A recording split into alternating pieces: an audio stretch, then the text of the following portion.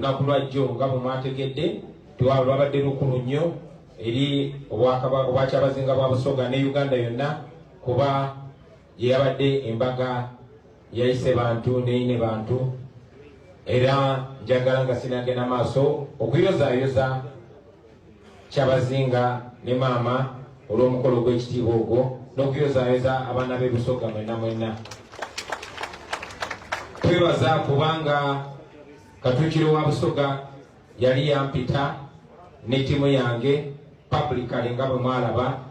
era nabadde siri mu ggwanga naye namekize sure nkomawo nga 17 ekiro 17 nga bukyali nsobole okwetaba ku mukolo ogwo naye kusaawa envanyuma nategezeddwa nti Mwai Museveni ne security ne mutabani we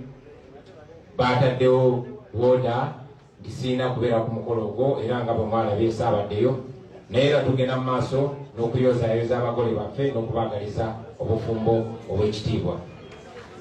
Nasubiddwa nnyo nadde n'onguze suuti yange empya naye balwe nagenda e Busoga njajja mbala